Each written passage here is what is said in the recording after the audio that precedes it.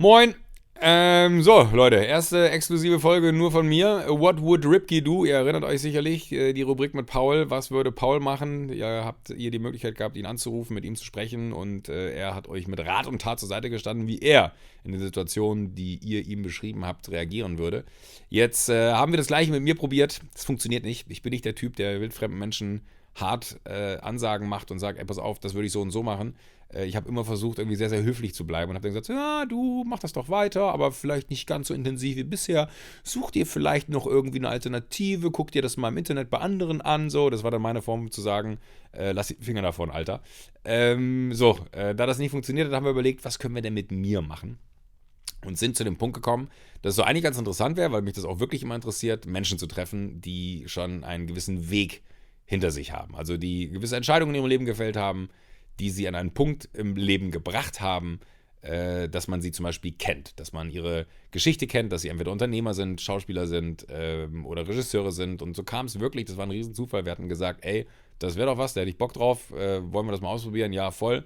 Dann bin ich ein bisschen in Arbeit untergegangen, aber auf einmal kam dann die Anfrage von Paramount Pictures, ob ich nicht Bock hätte, oder wir für AWFNR nicht Bock hätten, Travis Knight zu treffen. Das ist der Regisseur vom aktuellen Transformers, der am 20. Dezember in die Kinos kommt. Bumblebee heißt der. Und Travis Knight, haben sie gesagt, ist nicht nur Animationsfilmer, also er hat eine Produktionsfirma für Animationsfilme, die heißt Laika, wie der Hund, der damals im All war. Der ist vor allem auch, was heißt nicht vor allem auch, der ist der Sohn des Nike-Gründers.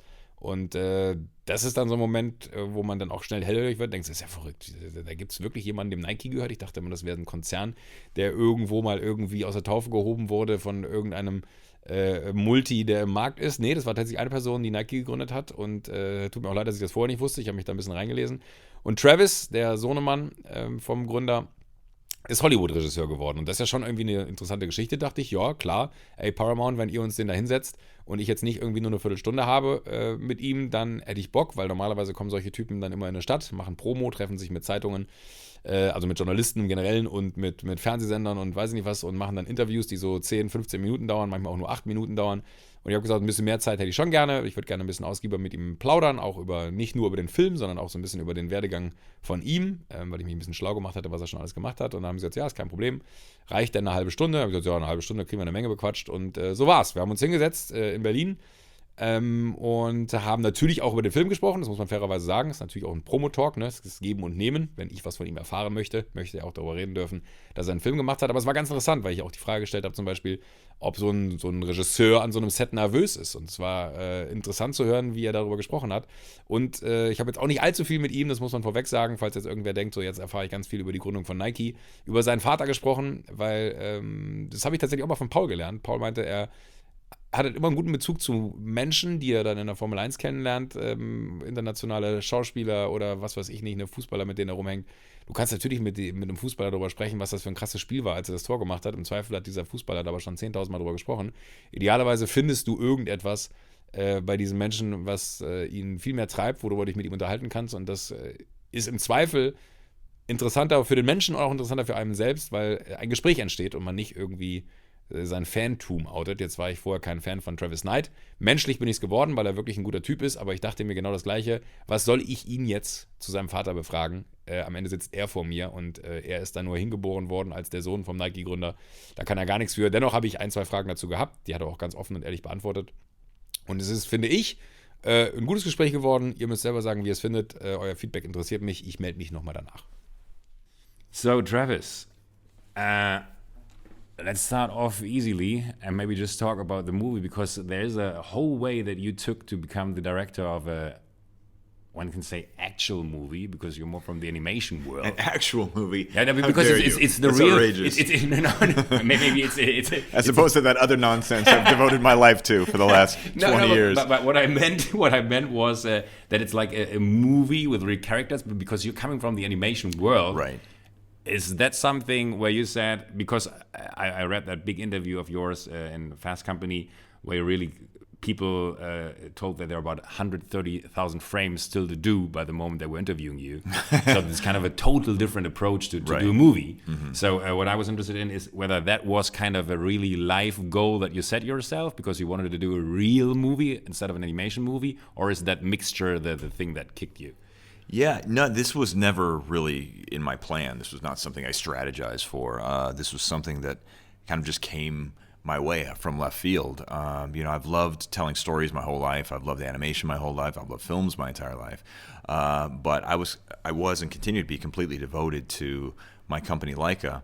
And, I think we make really interesting films. We make very unusual films for the type of films that we make in terms of animation. And one of the things that's most unique about what we do is that we blend and hybridize different kinds of animation. So we have stop motion animation, which tends to be at the core of the stuff that we do, which is really, really painstaking and slow. It's filmmaking at the pace of a glacier. It's the slowest, worst possible way to make a movie. And then we blend hand-drawn animation, CG animation, all in this kind of big gumbo, and we have something visually that's very distinctive. And so that's basically what I've devoted my life and career to up until relatively recently, when I got a call, essentially out of left field, after Kubo had come out, and the producers of the Transformers franchise and Paramount had seen it, and they wanted to talk to me about this new Transformers film that they were trying to brew up. And I thought for sure that they'd gotten the hold of the wrong guy. There's another Travis Knight. Yeah, I was like, oh, clearly this is a mistake, because I'm absolutely not the most obvious choice for something like this. Until I started to dig into the kind of thing that they wanted to do, what they were looking for. And that's when I realized that I actually was the right choice for something like this. So this was not something I ever intended to do. This was something that came my way, and once it was in front of me, I wrapped my arms around it and I wouldn't let go until it was finished. Is that did you grow up with Transformers and everything? I did, yeah. Classic question, actually, but you did grow up. Regarding the cars, did you had influence on the cars? Because I kind of had the feeling, I was watching with Paul, the guy with whom I'm doing the podcast, and he was like, I tell you, they had a Corvette at home, and that's kind of his thing to. And actually, after 2 minutes, he was like, that Corvette will be built in the end, and it's all set, obviously. But is that a thing where you had like parallels to your own? I mean, world? you most certainly, as you're creating stories and as you're crafting a film, you draw inspiration from your own life, from the people in your life, from your own experiences, and so. In big ideas and in small details, you weave these aspects of who you are into the film.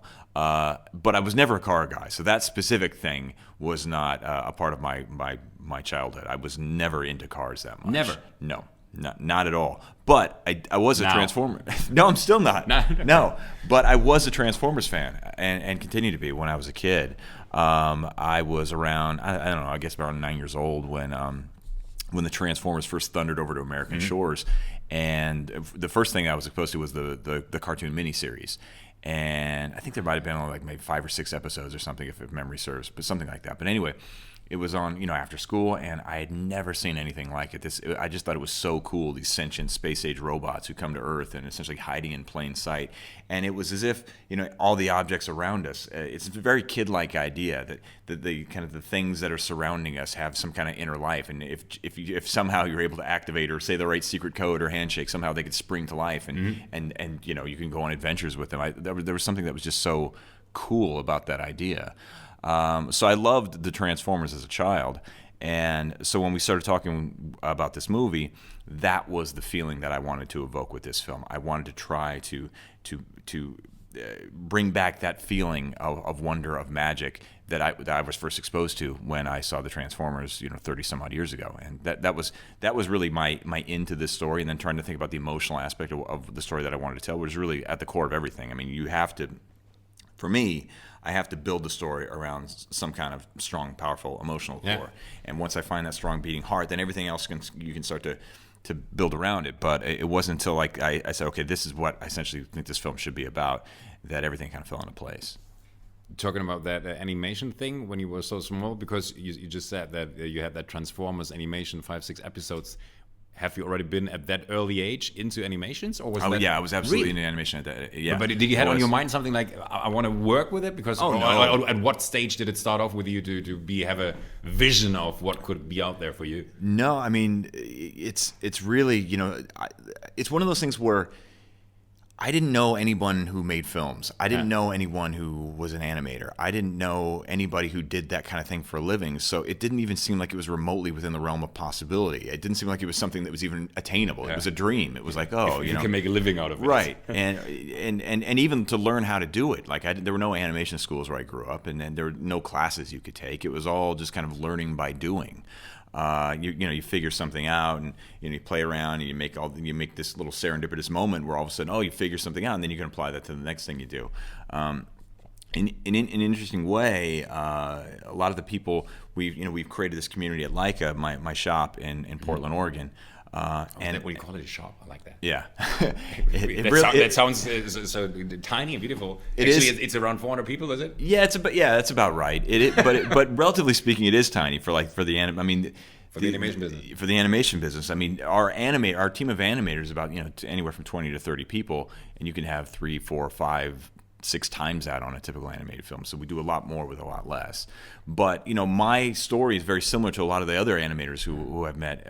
We kind of these weird isolated little misfits who had this deep and abiding passion to do this thing, and we just kind of figured it out. And ultimately we found each other at our studio. But at that time, when I was exposed to Transformers, I had already had a real deep love for animation. I just didn't think it was ever something I could do for a living.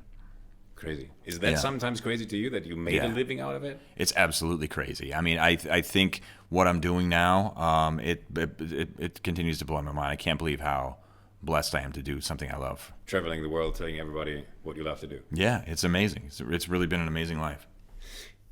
But talking about all these, because we've got a lot of young guys listening, or ladies too, listening to the podcast, is there a certain point where you said, I never wanted to step out of that vision thing I had? Because even though you just said, I didn't know if I can make a living out of it or things, was money an engine, or was more or less the vision an engine to just do what you love? And in the end, you think that this is always finding something you love is the key to success, maybe? Ultimately, I think that what you just said really fundamentally is the key to success. And if you define success by fulfillment and happiness, which I generally do, then I think that's right. And it's actually a bit of advice that my father gave me when I was relatively young. And he told me to not seek a job or a career or profession. He told me to seek a calling, find that thing that you really feel like you were put on this earth to do, and then go for it as hard as you can. And that was something that he did. I mean, when he told his father what he wanted to do for a living, his father was completely. He was just completely heartbroken that his son, didn't want to follow in his footsteps. That he wanted to do this. He had this crazy vision, this crazy dream to do something. And so, the Night Boys really do have a long history of disappointing their fathers. And so when I told him what I wanted to do, he was just kind of like, oh Jesus, here we go again. But he understood it. He understood that I had this thing, this idea, and this passion. And so, in a way that I don't think his father ever really fully was able to support, he understood that this is something that I had to do, at the very least try to do it, and blessedly it's worked out. Do you think that's all the things that are out there? Because nowadays, I'm pretty sure Gary Vaynerchuk and everybody coming from the US, he's kind of popular here too.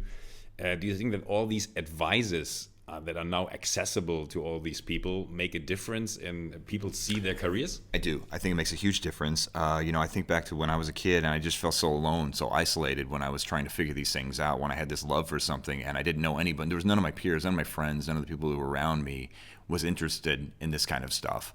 And so it was all just trying to figure out, glean little bits of information wherever I could. I would get like a VHS tape for a Bugs Bunny cartoon, and I would, with the little jog wheel, I'd go frame by frame to try to study, to figure out how they animated something, because I couldn't figure it out. Just watching it at speed, I couldn't figure out how they were able to get these motions and these movements.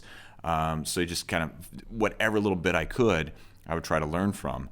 Now with all these things that you just mentioned, and the online communities and everything else, they're incredible resources for people who have a love for something, and you can find a community where you didn't used to be able to, and it's not so lonely. And people can share information and experiences, and I think that really is an incredible, how technology and kind of the openness of media really is an incredible, tool for people who are trying to find their way in life. Talk maybe about, because you just had it about these people who are inspiring and people who give you advices and stuff. Did you have somebody while taking the job of Bumblebee where you said it was good to have him on the side or her on the side because I could talk about things? Were you nervous? Because, for instance, that's the first time we're recording this way, because actually we always do it through the internet, and we just record it online. And, right. And I was kind of nervous if it works out this morning and everything is fine, even though I tested it before, because there's nothing like a bad preparation. But I'm just can't imagine that somebody like you, who had so many experiences with movies, even though in a total different way, that you're still nervous about something. Oh, absolutely. I was terrified because it was something I'd never done before. I do think, though, that creative people, artistic people, they need to take creative risks. They need to take chances. It's how you learn. It's how you grow. It's easy to kind of to fall into a little trench of something that you're used to, and it's really important to break out of that whenever possible, to expose yourself to different experiences. So for me, I was really excited to take the project on. But I was absolutely terrified because there were so many aspects of it that I'd never done before. There were certain things that I was very comfortable in. The visual effects side, I've been doing that for 2 decades. So it was like I could speak the language of the animators. I could say exactly what I wanted. I could talk frame by frame and say, okay, this is the kind of anticipation I need and the follow through and everything. We were speaking the same language.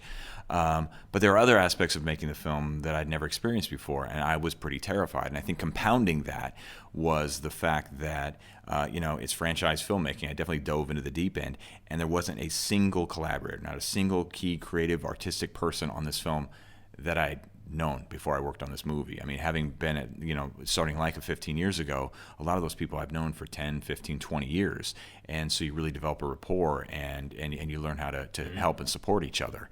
And going on to Bumblebee, I didn't know a single soul. I didn't know anybody. And so, you're gathering the crew, you're interviewing people, and you realize that how, filmmaking really is a collaborative process. You do need one person to guide the ship. But it is a community of people who really pour themselves into it, and that's what creates the movie. And so you really have to rely on each other. But I didn't know anybody, and so it was pretty terrifying to not have any safety net. It was just a high wire act every single day. And you start to get into a groove, and you start to develop relationships, and I developed incredible creative relationships on this movie. But going into it, I didn't know a single soul, which is scary. So you were the newbie, or what do you call it? The one new guy. Were there other people on the team that did know each other due to the fact that it's kind of the industry? Yeah, I mean, it's an interesting community of people, and a lot of people have worked together on films, and they bounce around. Oh yeah, we worked on this 5 years ago or whatever. Yeah. There were a number of people who were veterans of the Transformers franchise who'd worked on a handful of the Transformers films in the past, and then there are people who are brand new to the process, just like I was, who had never worked on a Transformers film. But you become this weird, strange little kind of misfit family over the course of these things. You spend a ton of time together, and they're intense experiences, and the days are long, and the work is hard, and there's constant pressure, and so you really it is kind of like you're in the trenches with this strange collection of people, and you really get to know each other in a really meaningful way and rely on each other. And it's the process of making films there is something that's really magical about it. And even though pretty much every day I was exposed to something I'd never done before, once I was able to develop a rapport with my crew, it was I was excited for those challenges. Do you sometimes think it's good that people can only just see your face and not the thoughts? I know that moment from TV shows when you sit there and you kind of have the feeling it's a total fuck up situation, and you see it in the end, and it's totally cool because nobody sees what's happening within your brain. What's happening in your brain is I have no idea what I'm doing. Yeah, but what I mean is that. You give the feeling of being powerful. You have the whole situation under control and everything, but that's just the feeling people see because they can't see into your head, and you're totally out of control. Where there are moments where you're like, okay, we just played that totally cool, and nobody will ever recognize. I have no clue. I do think false bravado still is bravado. False confidence still is confidence on some level. But I also think that there is a danger to pretending you know more than you do. I think that certainly, on a big operation like that, you have to be able to find people that you can be vulnerable with. You have to be able to find some people that you can really, fundamentally trust and say, look, I'm struggling with this. I need some help with this. I've never done this. I don't know what to do. Give me some advice. To always act like you have all the answers is foolish, because none of us do. So I think that in our lives and our careers, we need to find people that we can really truly be ourselves around and be, seek help, be vulnerable, because that's really the only way you get through some of these processes. You can't act like you know everything, because you don't.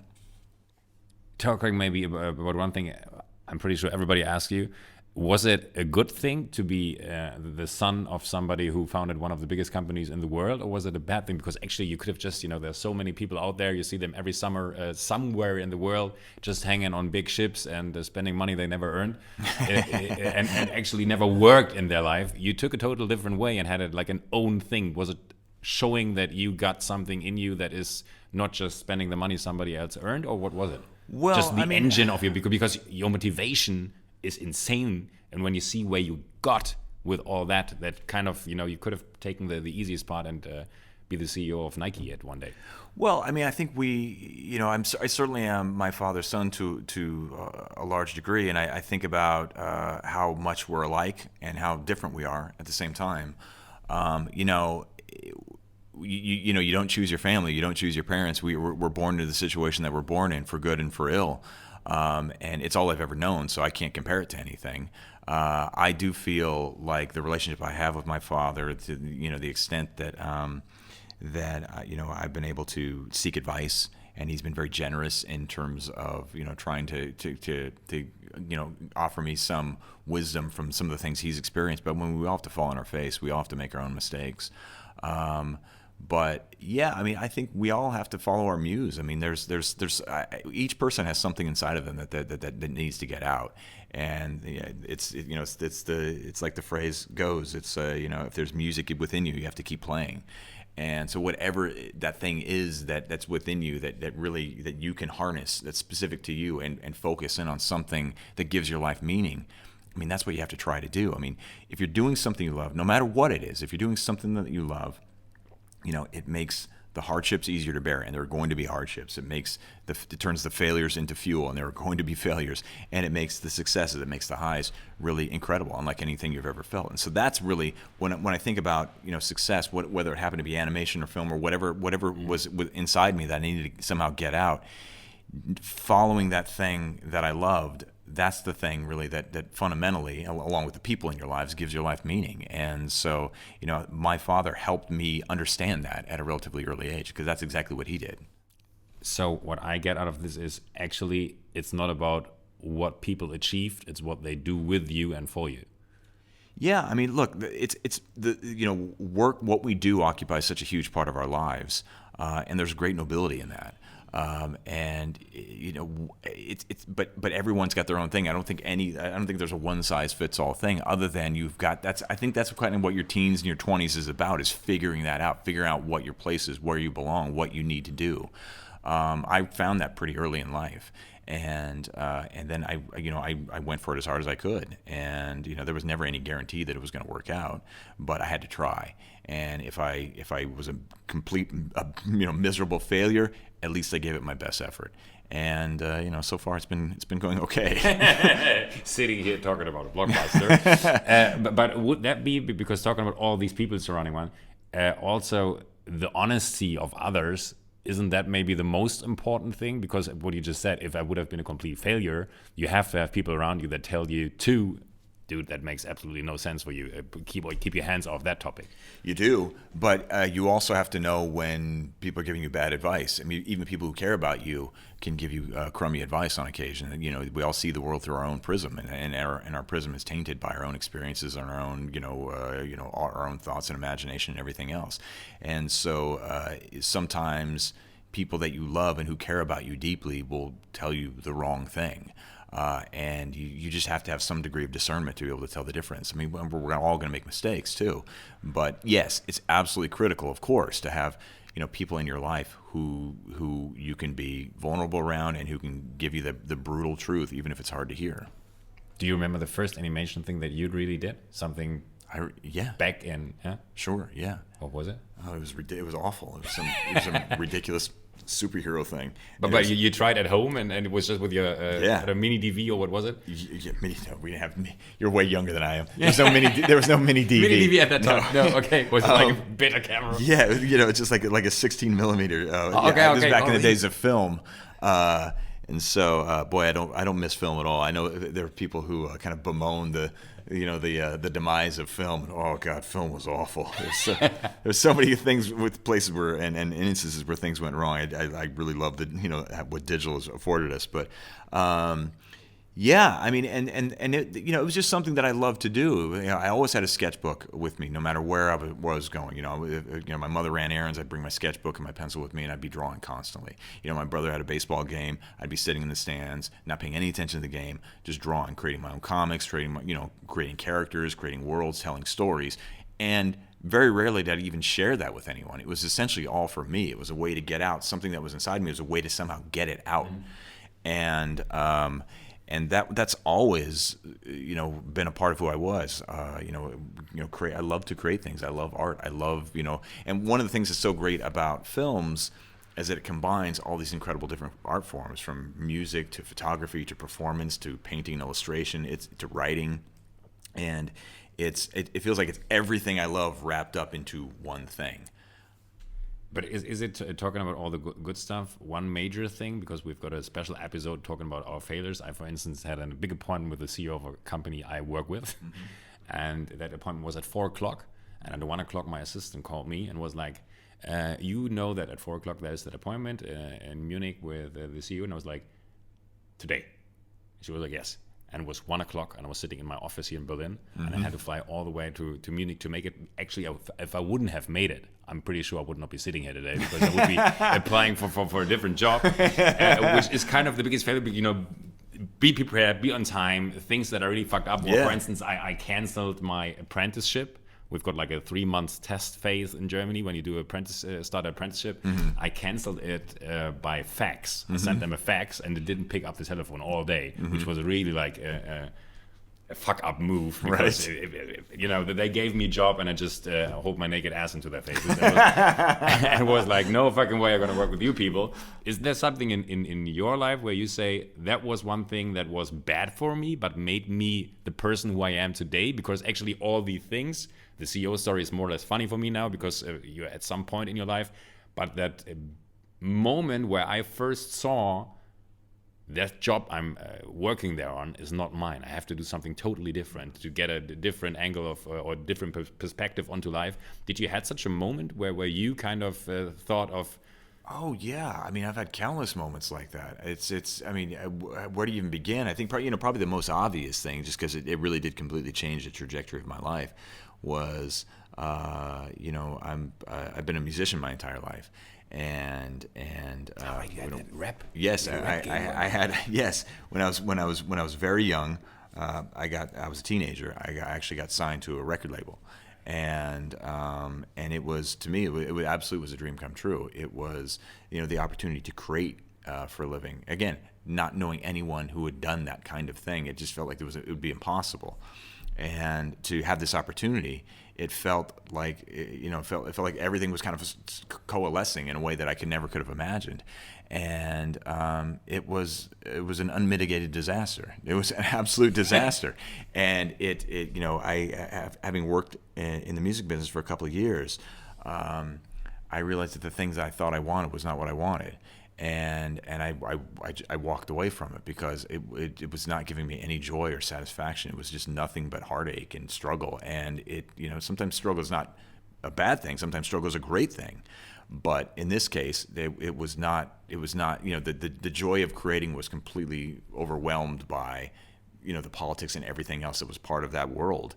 And I had to walk away from it, and it was devastating to me. I thought my dreams were right within my grasp, and then it all just slipped through my fingers, and then I had to figure out, okay, what's next? And I was really young when that happened. I mean, it was all over essentially by the time I was 19. But I had to figure out kind of the next phase of my life, and I started thinking, okay, this, that, and the other thing. And I really thought I was going to have like a career in finance or some nonsense. Really? I figured I'd be just this miserable guy, doing my in a suit and tie, creating my little artisanal things on the side for my own satisfaction. But that that I'd have to get a real job, find a respectable career somewhere. Even though my old man had told me, given me advice to the contrary. It just felt like this was my shot. That was my one shot to do a creative thing, and it didn't work out. And so, ultimately, when it came around again in a different way, everything kind of fell into place. And it was a real left turn. And I would not have done that had things worked out in a different way in the first thing that I attempted. Do you sometimes think about the fact what would have happened if I have not chosen the way I choose? Because it is fate in. No, never. No, because that wouldn't have been the life for me. That was not the world for me. So at some point, sorry to interrupt, but at some point you would have gotten back on that path and be like, I have got that thing I can do. Animation is my world. I want to be in it. Yeah, I mean, I think creative people tend to be creative in a lot of different ways. It's just a way of expressing the stuff that's roiling around inside you, whether it's music or drawing or sculpture or filmmaking or whatever it happens to be. It's just things inside of us are aching for expression, and so it was always something I was going to do in some way. I didn't know what form it was going to take, and and ultimately when animation became that thing that I realized, oh, this is really what I meant to do. It wasn't this other thing. That's when I'm like, okay, I'm gonna have to go for this as hard as I possibly can. I'm gonna work my ass off. I'm gonna devote my life to this. I'm gonna be the best goddamn animator I can be. I'm gonna be the best goddamn animator in the world. And then this is actually what I thought. I'm like, I'm going to be the greatest animator that has ever lived. And that's gonna take a lot of work. And false bravado or false confidence is still confidence. And that was it. Like once I kind of went down that path, there was no turning back. This was something I was absolutely going to do. So get in there or don't. Yeah. Fully. Yeah. Okay. Travis, I'm happy. So am I. Is that perfect? No, perfect. Because I think that the really nice thing here is that you have that unique story with you. Usually if you meet someone, there is not that. In a way, everybody took their path and focused on what they wanted to do. But with you, at such a young age, who was looking for that animation thing, I think it's crazy because I wanted to become a pilot. Mm-hmm. I wanted to become anything after that. I didn't make it to the pilot. I didn't make it into finances either. I've got sued for finance betrayal, and I don't know what. Jesus. Yeah, Jesus! Yeah. but I mean, nobody knows that. Actually, I'm not supposed to talk about it. But in the end, I found the thing I'm doing right now just by coincidence. Mm-hmm. I had no clue what to do. So therefore, I'm totally, like you said in the beginning, I feel blessed to do what I do. Meet you today, have that podcast. They call it work. I always say I'm afraid of that day when somebody knocks on my door and says, dude, from nowadays, from today on, we got to go out working. You got me there. And I never had that, and kind of always been fascinated by people who knew so early and kind of have that ability, because for myself, I never see the abilities that I have or the skills I have, because I just think I'm doing what I'm doing. I don't see any skills here. but with you, obviously, as you can draw or something, there is something with you, and just it's fascinating always to see somebody who took its way. Yeah, but I think motivation and drive and discipline, all those things are important. But like you said, some of it's happenstance too. Some of it's coincidence. Some of it's an opportunity that coming in front of you that you maybe didn't anticipate, and seeing it for what it is and grabbing it because it could lead somewhere that you ultimately want to go. Those are, I think that's a part of every artist story who I've ever heard and admired who has kind of found their way. Oftentimes it is a combination of all those things. It's kind of this burning desire within them to do what they're doing, but also they get a rare chance. They get an opportunity that they couldn't have expected, and they took it. And so I think that's it. Is like, especially for young people, it's like when you're trying to find your way in the world, you just keep your eyes and your ears open, be a sponge, soak up everything, and impress people. Work your ass off, because people notice you when you work hard and you're driven. People pay attention to that, and it registers somewhere, and that'll give you opportunities. And so it's I think it's just all those things combined. But like you said, being ready, being prepared, being ready for that chance when it comes your way. I think that's critical. do you see, because that's something I see, we've got not as many employees as you have, but we've got a few employees, and nowadays it's 5 o'clock or 6 o'clock, they just drop the pen and like, I'm out, see you tomorrow. Yeah, and at my times, it was like, it's 11 o'clock in the evening, what else can I do? How do you explain that? I mean, how do we get them back on track? I think, look, everyone's different, and certainly I see that too, and it's weird because that's just not the way I'm wired. Look, you got to find balance with your life. So I get that, the desire to not have your life solely be about work. But again, if you're doing something that really means something to you, if you're doing something you love, on some it's work, but on some level it's not work. And I do think you've got to do whatever it takes to do your best, the best job you can. And that doesn't. Sometimes that means you're not working banker's hours. Sometimes that means you're working well into the night or early in the morning. If that's what the job requires, that's what you need to do. And so maybe these people who are fobbing off at 5 o'clock, maybe they're not in the right spot for them. Really, maybe they'll never sit here with you or me. Probably not. Thank you very much, man. Thanks, brother. Ja, das war's. Erste Folge. Ich habe noch gar keinen richtigen Namen dafür. Überlege ich mir noch. Vielleicht habt ihr einen, aber da finden wir schon noch einen. Ich fand nur der Schlusssatz so gut, ne? Wenn man was gefunden hat, was man liebt, dann fühlt es sich nie an wie Arbeit, und ich glaube, das ist der Schlüssel zum Erfolg. Und Erfolg meine ich jetzt gar nicht monetärer Natur, sondern Erfolg eher im Sinne von, dass es einem gut geht mit dem, was man macht. Erfolg ist ja gar nicht richtig messbar. Es ist ja nur dann Erfolg, wenn es sich für einen selber gut anfühlt, und das fand ich ist irgendwie so der gute Konsens, den ich irgendwie aus dem Gespräch so für mich rausgezogen habe, dass man immer versucht, das mit anderen zu messen, aber das ist total irrelevant. Man muss es nie mit anderen messen, man muss mit sich messen, und das ist irgendwie so ein Punkt, der mir gefallen hat. Ist ja auch so, alle Wege führen nach Ruhm. Ne? Und Ruhm heißt ja auch nicht, dass man reich und berühmt ist, sondern Ruhm heißt einfach, dass ich für mich in meiner Welt mich damit zufriedenstelle, was ich erreicht habe. Und das ist ja auch schon wahnsinnig viel, weil die wenigsten Menschen, die ich kenne, sind glücklich mit der Situation, in der sie sich befinden, sind immer auf dem Weg nach mehr, aber eigentlich muss man nur das eine finden, was einen zufriedenstellt, und das ist dann der Moment des absoluten Ruhms für einen selber. Lasst mich mal wissen, wie euch die Folge gefallen hat, weil das ist jetzt tatsächlich ja so ein kleiner Testballon, den wir hier mal gestartet haben. Vielleicht macht man das öfter, vielleicht aber auch nicht. Es liegt sicherlich nicht nur an euch, sondern auch daran, wer noch zusagt und wer noch Bock hat. Auch wenn irgendwie interessante Unternehmer sich hier in unserem Podcast-Hörerkreis befinden, ne? Schreibt uns einfach mal, ich hätte Bock, da herauszufinden, ob man sich mit dem einen oder anderen mal hinsetzt. Ich habe schon so eine Liste selber mir erarbeitet, wenn ich gerne noch treffen würde, wo ich auch bei dem einen oder anderen weiß, dass er sich vielleicht mit mir hinsetzen wird. Kann ein Sportler sein, kann ein Schauspieler sein, kann ein Unternehmer sein, I don't know. Es gibt so viele Menschen, die irgendwie eine Geschichte zu erzählen haben, und ich hatte Lust, da für euch ein bisschen tiefer zu gehen, aber jetzt nicht in 1,5, 2 Stunden, sondern immer kurz, knackig, gut, und das dann so alle 2, 3, 4, 6, 8, 12 Wochen, je nachdem, wie die Zeit es zulässt. Also nochmal danke für eure Zeit, habt einen wunderbaren Tag, und bis nächste Woche, da gibt es eine neue Folge AWFNR. Tschüss.